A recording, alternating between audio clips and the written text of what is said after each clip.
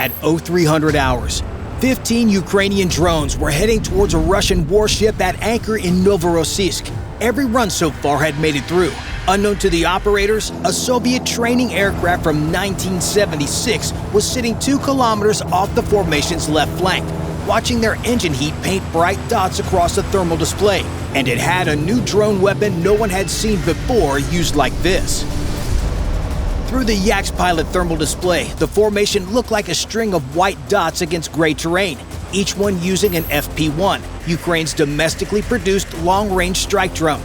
Plywood and composite airframe, 2.5-meter wingspan, and a 2-cylinder engine pushing it to 180 kilometers per hour. A 1,000-kilometer range with a combat warhead, roughly the distance from New York to Chicago, and a 50-kilogram warhead in the nose. Cheap enough to lose by the dozen, effective enough that Russia had to reinvent its entire air defense doctrine to deal with them. He'd been paralleling them for 12 minutes, waiting for the geometry to close. At 0305, he throttled back to 140 and slid into the formation's wake, something no Su-30SM can do without stalling out of the sky at this speed.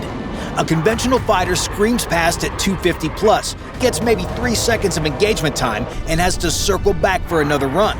The Yak sat behind the drones at their altitude for minutes, lining up shot after shot. Chasing a bicycle with a Ferrari sounds great, until you realize you can't slow down enough to ride next to it. The Yak-52 is the other bicycle. At 0307, the pilot closed to 50 meters behind the trailing FP-1. Something kicked under the wing, a flat crack the slipstream swallowed instantly. At that range, 9 pellets of double-aught buckshot spread into a pattern roughly 2 meters wide. The drone's wingspan is 2.5 meters. The spread catches the target. That was a shotgun, bolted to the wing of a plane schools use to teach teenagers how to fly. The Yak-52 is a Soviet trainer from 1976, a Saiga-12 semi-automatic 12-gauge mounted under the right wing, 10-round magazine, effective pattern out to roughly 50 meters. Under the left wing sits a PEG-RAM S-400 thermal turret, the same kind of infrared sensor you'd find on a border patrol aircraft, scanning for heat in complete darkness. The FP-1's 2-cylinder engine puts out 5 to 10 kilowatts of thermal energy, and against cold night air, the PEG-RAM picks that up from 3 to 5 kilometers out, like spotting a row of lit matches in a dark parking lot. The computer takes the thermal picture, puts the targeting reticule on the pilot's display, and wires it straight to the trigger on his control stick. One squeeze, and whatever the reticule was sitting on took 9 pellets. No self-protection of any kind. If a drone's warhead goes off within 30 meters, the blast catches the aircraft. The kind of improvised air defense you end up building after Ukraine spends a year blowing up every S-400 launcher and Panzer battery in your inventory. Russia's integrated missile defense went from a cutting-edge alarm system to a guy with a flashlight and a baseball bat. And the baseball bat had a better hit rate. The first drone took multiple pellets through the plywood wing skin and kept flying. Plywood is forgiving enough that 8mm holes don't cause structural failure, but each one drags on the airframe. A drone fueled to arrive with minutes of reserve was now burning through that margin just to hold 180 through the damage. 15 minutes became 5, barely enough for an operator to manually steer a drone through a crowded port onto a specific target. The second shot caught another drone's propeller. The engine screamed as the unbalanced blade tore the hub apart, and the FP-1 hammered into the dark terrain. A $55,000 drone taken down by a $2 shotgun shell from a plane that costs less per flight hour than a parking spot in Manhattan. Third trigger pull punched clean through a fuselage. That drone wobbled but held together, trailing drag. Fourth hit another wing surface. Through the canopy, the pilot could see tracer bright sparks where the pellets punched through plywood in the dark. The Saiga's 10-round magazine ran dry after the 10th shot. No way to reload a wing-mounted shotgun in flight. The world's cheapest air-to-air engagement, and the reload procedure is landing the airplane. 3 drones down on the thermal camera. At least 2 more trailing visible damage, burning fuel they couldn't afford to lose. 12 surviving FP-1s out of 15 pushed south over the Sea of Azov and out across the Black Sea. The Yak's combat radius doesn't cover open water. The pilot banked north after radioing a contact report. 12 targets, bearing 175, altitude 100, speed 180. That report went straight to the R-330Zh Zhitel electronic warfare operators in Crimea. Russia's dedicated GPS jamming trucks, and they used it to calibrate what was about to become the longest 400 kilometers those 12 drones would ever fly. 12 drones over the Black Sea at night, 400 kilometers of open water ahead. The American taxpayer spent tens of billions of dollars on the GPS constellation those drones were navigating by. Russia was about to make the entire system lie, using a truck that cost less than the F-150 your neighbor just financed for 84 months. The drifting started within minutes of leaving the coast. The operators watching the telemetry noticed a slow slide in the GPS positions, barely perceptible, the kind of creep you dismiss as normal variance if you weren't looking for it. They were looking for it. The lead operator flagged the drift on her screen and started a stopwatch. Firepoint, Ukraine's drone strike coordination software, the system managing every contact on those operators' screens, gives the algorithm up to 10 seconds to confirm spoofing before the operator manually dumps GPS and switches to inertial backup. 10 seconds. The formation was covering 30 kilometers every 10 minutes. That's a lot of ocean to wander through a lie. Something had hijacked the GPS signal. Not jammed it, that would deny it entirely and kick the drones into backup inertial navigation, which the operators can handle. This was worse. The drones were accepting a fake signal as real and following it without question. The R-330Zh Zhitel is Russia's dedicated GPS countermeasure system, a truck-mounted electronic warfare suite broadcasting on the L1 and L2 GPS frequencies, effective across a 150-kilometer radius, designed to do exactly one thing: make satellite navigation unreliable across the entire operational area. Spoofing doesn't shout over the GPS signal, it whispers over it. The real satellite signal at the drone's altitude is unimaginably faint. The Zhitel's fake was 10 million times stronger, like trying to hear someone whisper correct directions while a fire truck screams the wrong ones through a megaphone bolted to your head. The Zhitel walks the drone's believed position at 0.01 degrees per second, slow enough that Firepoint's anti-spoofing algorithm, which compares GPS velocity against the inertial measurement unit, doesn't trip for 5 to 10 seconds. In that time, a drone can be kilometers off course, heading for empty ocean or straight into a defensive position it was supposed to avoid. Over the Black Sea at night, the FP-1 has nothing to check that drift against. Over land, the anti-spoofing camera matches terrain to preloaded imagery. Roads, buildings, coastline. Over open water, the camera shows black ocean for 100 kilometers in every direction.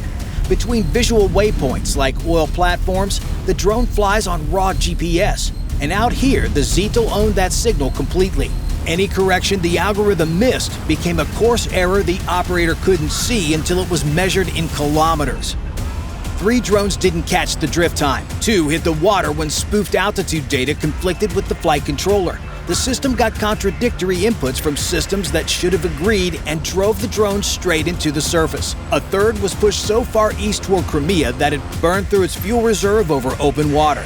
3 drones gone, and Zhitel didn't spend a single round doing it. Just electricity and a lie. Roughly $165,000 worth of hardware erased by a signal that costs nothing but watts. Firepoint's algorithm caught the discrepancy on the survivors and dumped the corrupted GPS.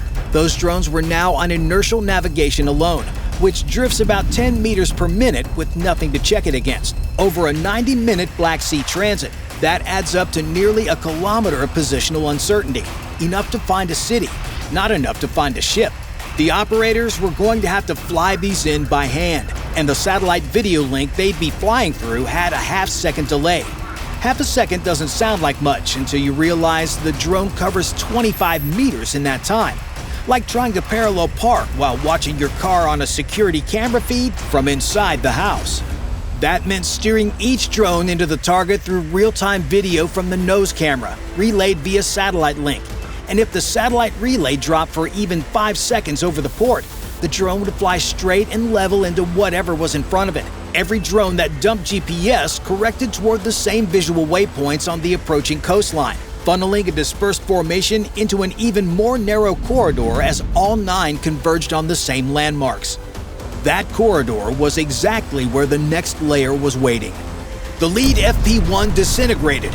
One frame from the operator's video showed open water. The next showed nothing.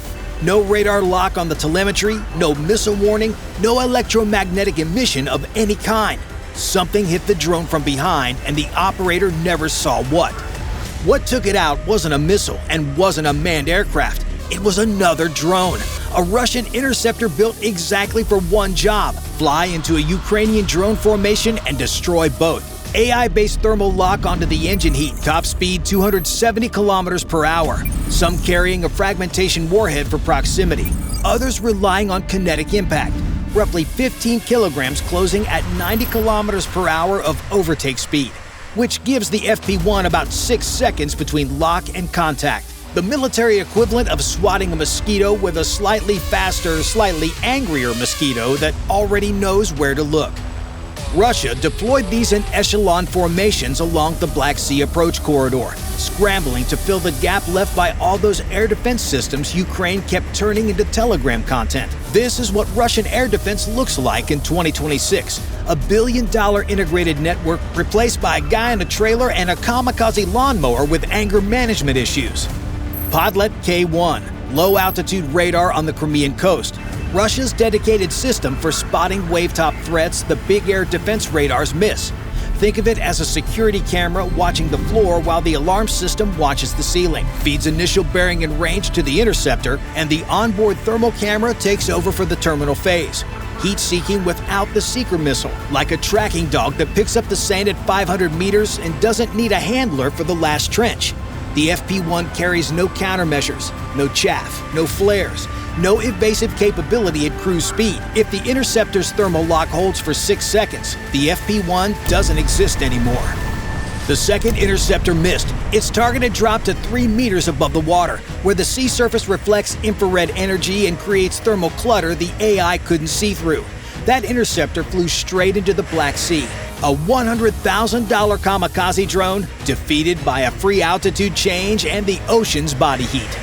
The interceptor operator redesignated immediately. His next drone locked an FP-1 cruising at 80 meters. Clean thermal return, solid track, AI confidence high. The Ukrainian drone operator watching her video feed saw it coming.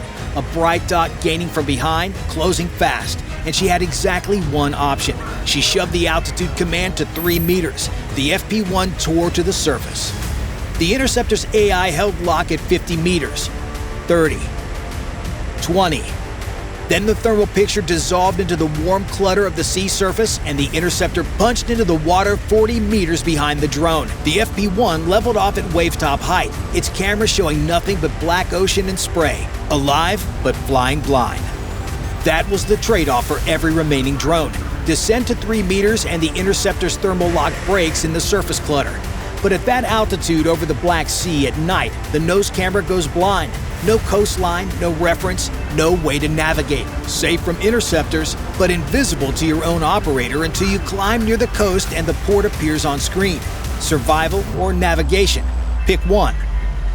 15 drones left Zaporizhzhia. 6 dots remained on the operator's screen. Scattered by evasive altitude changes across multiple bearings, no longer a formation, but individual drones converging on a port from 5 or 6 vectors. Shotgun took 3, spoofing took 3, interceptors took 3, and the hardest part was still ahead. 6 FP-1s crossed the coast, compromised GPS, shotgun damaged airframes, and operators flying manually through satellite video with a half-second delay. But their cameras still worked, and what those cameras showed was everything. Oil loading berths, fuel storage tanks, the Cheskharis terminal, 75 million tons of annual throughput, roughly $60 million a day in export revenue, packed into the port complex alongside the naval base. And sitting among all of it, the distinctive radar mast of a Grigorovich-class frigate, the Admiral Essen, a 4,000-ton guided missile frigate built to carry caliber cruise missiles, Steel 1 surface-to-air missiles, and enough sensors to track every contact within 150 kilometers. On paper, one of the most capable surface combatants in the Black Sea Fleet. What it was about to demonstrate was the difference between capability on paper and capability in practice. The operator steered through the infrastructure deliberately.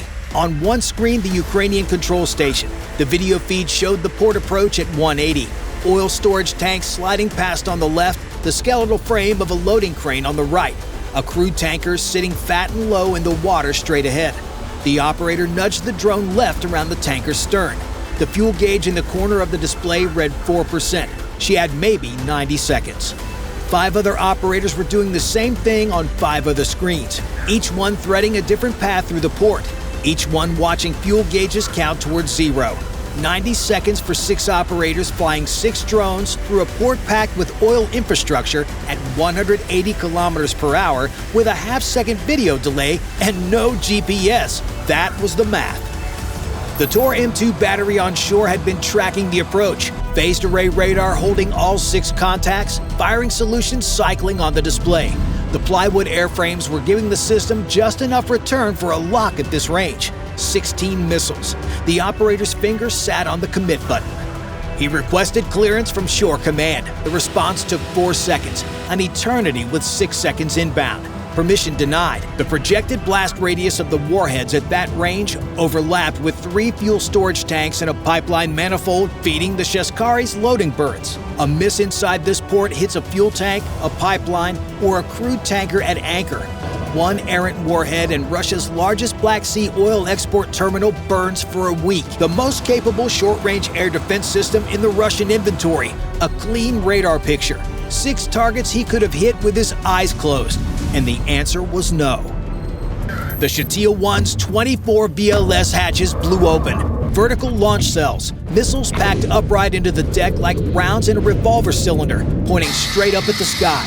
The deck hammered under the crew's feet as the 9 M317M missiles erupted from the vertical launch cells into the dark, accelerating toward the incoming contacts. Everything by the book, everything the system was built for. The operators back in Ukraine, watching the surviving video feeds, could see the surface-to-air missile exhaust trails screaming past the drone cameras, bright lines slashing across the dark sky, close but not close enough. The missiles flew to predicted intercept points in space, and the FP-1s, each steered by a human operator watching a live video feed, had shifted 50 meters from those coordinates by the time the warheads arrived. Inside the Combat Information Center, the crew went completely still for 3 seconds. The system had performed flawlessly. The missiles had flown to precisely the right points in space. The targets just weren't there anymore. The reason was sitting on the superstructure in melted housings. A month prior, Ukrainian drones stuck this exact frigate at this exact berth. That attack didn't sink the Admiral Essen. It melted the MR-90 Auric illumination radars, domes that guide the 9 M317M to its target. Semi-active radar homing. The missile doesn't carry its own radar. It rides a beam the ship paints onto the target, the way a cat chases a laser pointer dot on the floor. Move the dot, the cat follows. Turn off the pointer, the cat just runs in whatever direction it was already going. The March strike turned off the pointer. Without that beam correcting the missile's course in real time, the 9 M317M flies on inertial mid-course alone, heading for where the target was, not where it is. At 5 kilometers against a drone at 180, 1 second of guidance lag means 50 meters of missed distance, and without the MR-90 correcting, that gap is permanent. The Kashtan operator was manually slewing his turret using the optical backup sight, a narrow-field camera designed for terminal engagement, not wide-area search. He picked a bearing because nobody told him which one to scan. The bridge was calling out visual sightings over the intercom, but by the time a bearing reached the Kashtan operator and he slewed to the match, the drone had already changed course. The ship that was designed to fight as part of a network fleet was now a collection of individual weapons bolted to the same hull, each one swinging blind. Tor engaged at bearing 285. Kashtan scanned 310. Zhitel 1 shot at whatever its degraded picture showed. 3 weapons in the same airspace with nobody talking to each other. 3 guys in the same kitchen, all trying to make dinner without telling each other what they're cooking. Somehow putting different things in the same pan. Some shooting at the same drone, while others approached from a bearing nobody covered. The drones that got through came from the angles nobody was watching. The operator on one FP-1 watched the frigate's bow fill the camera frame, the A-190 gun mount, the anchor deck, the forward superstructure growing until the screen went white. 50 kilograms hit the hull. Below the waterline at that point sat the MGK 335M Platina sonar, the ship's primary system for detecting submarines. Near the UKSK vertical launch cells where the Caliber cruise missile sat, Russia's modular naval strike magazine, a system that loads different missile types the way a magazine loads different rounds, and this one had been loading Calibers into Ukrainian cities for over a year. Satellite imagery the next day showed the VLS structure largely intact. 50 kilograms wasn't enough to crack the hardened launcher housing, but the access infrastructure, power routing, and deck equipment surrounding the cells were wrecked. Of the 6 drones that made the final approach, 4 missed. The rushed approaches from operators watching fuel gauges tick through single digits, half-second video delay, and the 5 minutes of reserve fuel the shotgun stole back in Zaporizhzhia showed in exactly where those drones landed. But 2 were enough. If you enjoyed this video, watch this other video on the war in Ukraine. Bye for now.